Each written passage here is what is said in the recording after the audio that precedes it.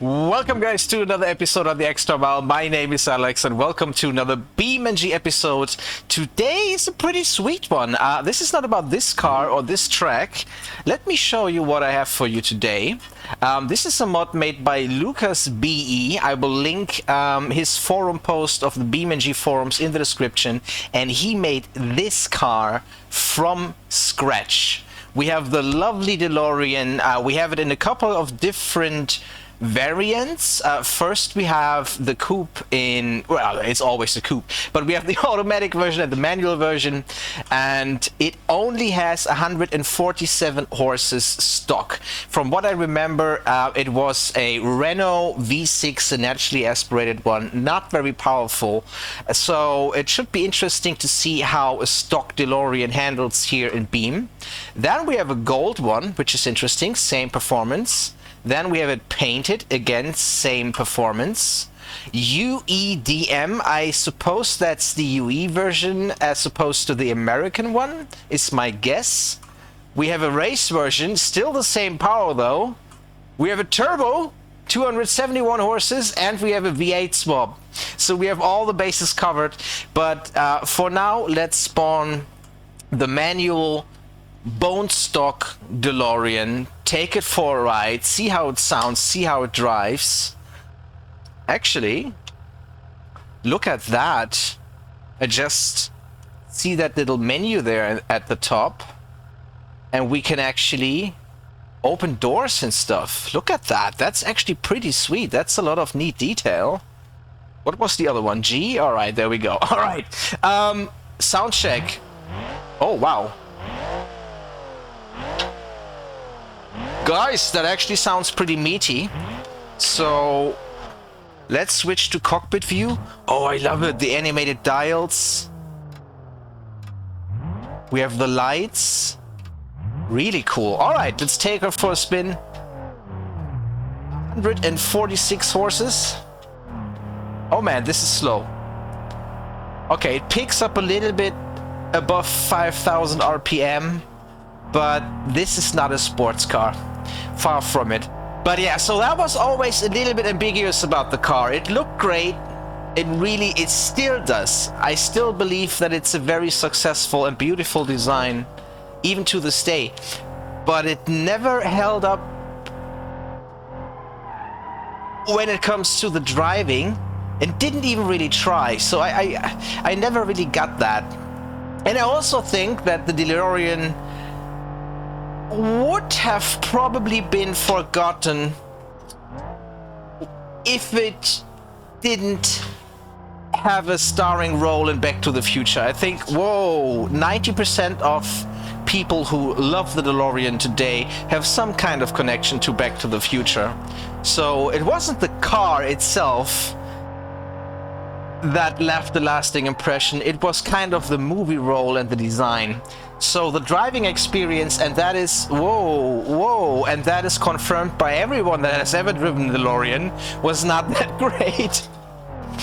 That being said, let's talk about the mod, because it does look pretty damn great. This is, again, scratch made by Lucas BE.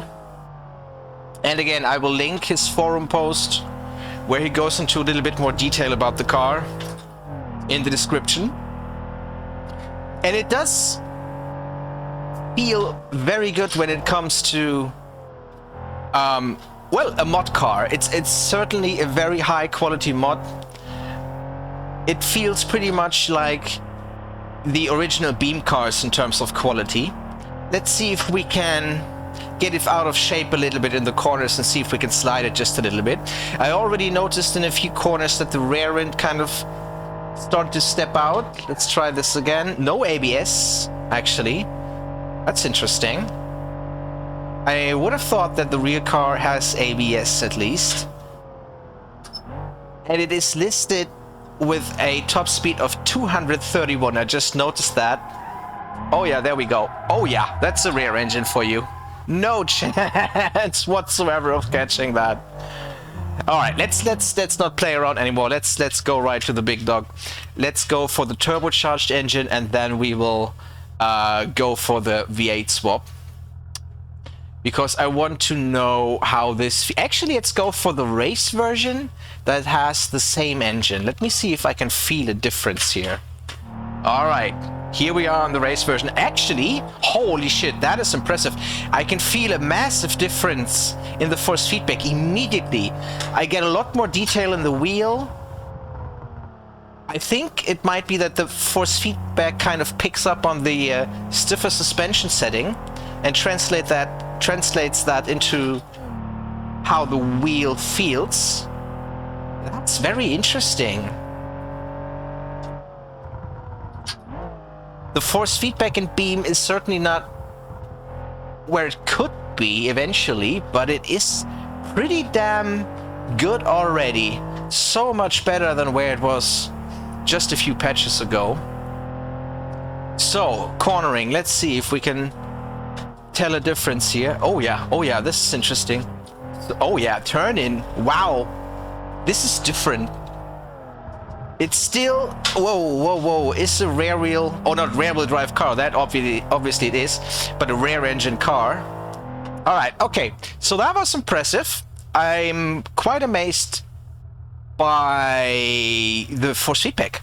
The lower suspension, the stiffer suspension translates into a very different, noticeably different force feedback feel. I did not expect that. So let's go for the Big Daddy. Let's go for the turbocharged version, manual.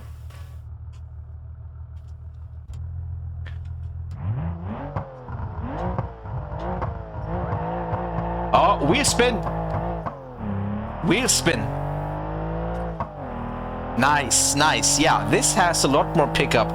This is where it should have been from the factory. 250, 280 horses. Back in the 80s, that would have put it right in the sweet spot where performance cars were supposed to be.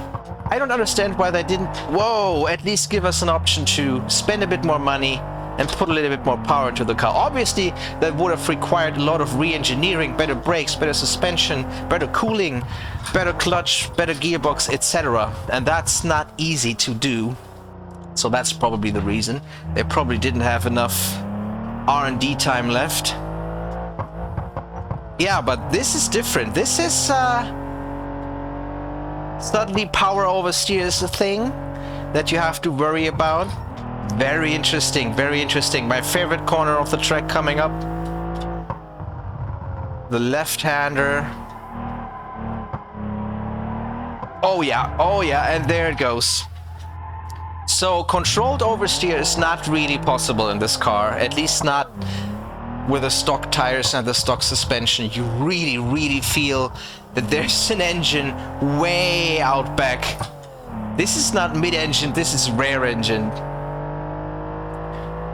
Oh wow, but now it goes. Actually, it doesn't sound bad either. So this is more of a slow in, slow out car. Power oversteer? No, it just goes. It just goes. Either I'm running out of talent, or the car is very tricky to control during oversteer. But again, it should be. This is not the mod's fault. This is not a good handling car, by all means. So I think the mod is very faithful to the real thing in that regard. And it is drivable. It's not super bad. It's just, once you get out of shape, you kind of feel where the weight actually is in this car, and that's at the back, and that's not great. If you don't have Porsche engineers to kind of work around that. Okay. Okay. Whoa! It doesn't like that. It doesn't like that at all. Interior looks so good though.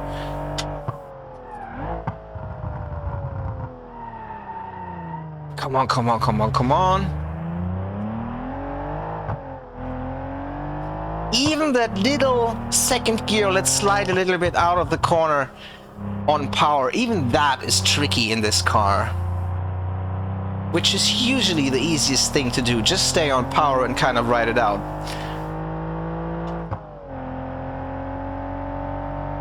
It does sound pretty good though. I don't know what's wrong with my shifter today. Oh no, oh no, whoa, okay. Alright, around 200, a little bit faster than that on the straight. Oh wow. That was supposed to be 4th gear, not 2nd gear. Anyway, let's get the V8 out and see how that feels. Wheel spin again. Oh yeah, a lot of wheel spin. Okay, let's take it easy. That's a little bit too much torque. So now we have 280, a little bit over 280 horses. A naturally aspirated small block V8, nothing too crazy. Okay, wow, wow, wow, wow. And, oh no, first crash actually of today. So I can say one thing already. We will revisit this car.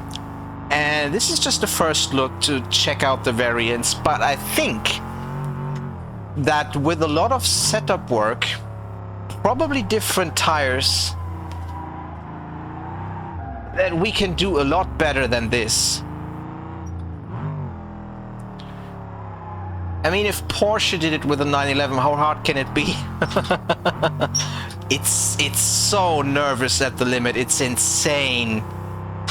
It doesn't like this. It doesn't like to drive at the track. I mean, if you drive at, I don't know, 7 or 8/10 maybe,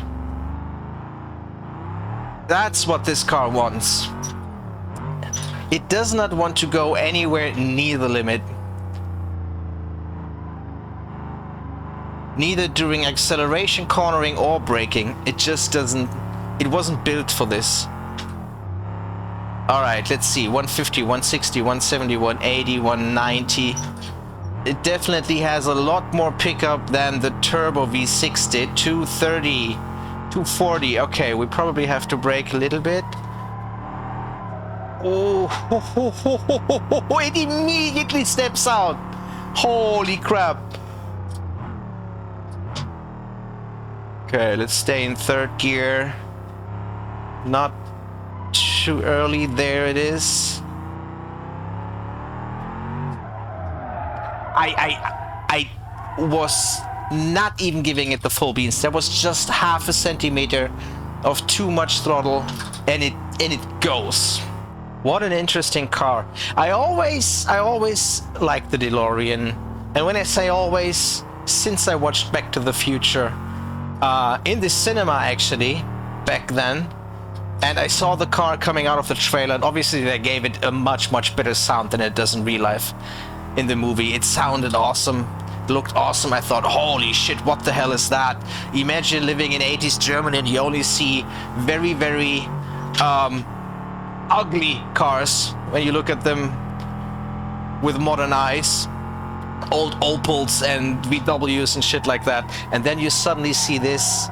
It's like an alien. It's amazing. But yeah, anyway guys, this is just a very quick and dirty first look at the lovely DeLorean. As I said, you can download the car in the description if you want to take a look for yourself. Obviously it's free. Big thanks to Lucas B for creating this mod, for taking the time. It's beautiful, and I can't wait to play with it a little bit more. Anyway guys, this is it from me for today. I hope you enjoyed watching. I will see you on Friday. God, I can't talk today. In the last Beam episode for this week. See you then guys. Bye bye.